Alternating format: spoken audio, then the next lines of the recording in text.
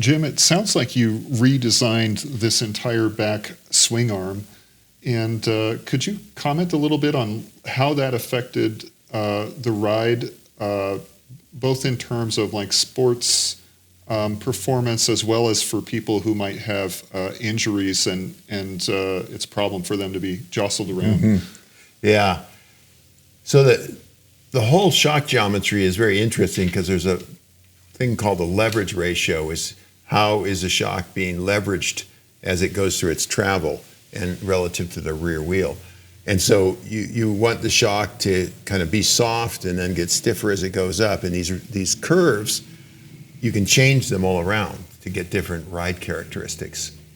And so we tune this to give a kind of flat performance in the beginning, so it's kind of very stable on a bike. And then it still gets very plush as it goes up slightly. So it's a really neat bike. So when you pedal it, it doesn't move much. And then it will go up and absorb a lot of travel. And so many bikes we see, especially the lower quality ones, that they don't have any suspension angle or anything. It's just a pogo stick.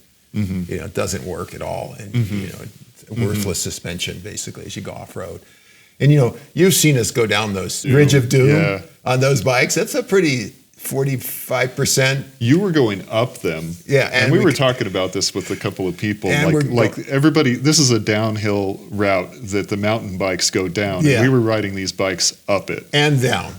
But so you want a suspension when you're going down those that works really well. And so there's no other bike out there that has this standover with this much travel, because you run into this problem of how do you package it. Yeah. And it may not look like much, but it's huge. If you're only at 130 millimeters, you're several 50 millimeters less, and the fork, being high. And so there's a lot packaged in here you don't really see in these leverage ratios and the way the swing arm moves in its moving backwards and stuff to stabilize the bike. And so we can go down those things and you have this incredible stability.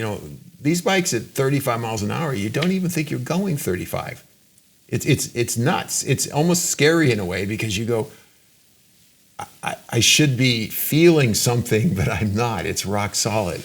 Yeah, they feel great going 35. To me, it feels like a mountain bike. Mm-hmm. And that's what's amazing to me. I don't think there's any other e-bike that feels like a mountain bike going downhill. It works good on the road too. If you get one of these configured to commute, it absorbs the bumps and everything, because you're hitting harder because you're going faster. One of the first prototypes I built back 30 years ago, my brother said, "You don't need suspension."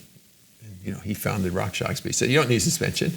And we found out really fast with that little extra speed and everything, it was miserable without suspension. One thing I like to say is we don't build low-end bikes, low-quality bikes. Any bike you buy from us is going to have really good brakes, good wheels, good tires. There's no garbage stuff on we just don't do it. We don't want to do it. We want, the best stuff you can buy. One story I said when I first designed the Optibike is we talked about designing, and you're a little afraid when you design something, especially if no one ever built an e-bike.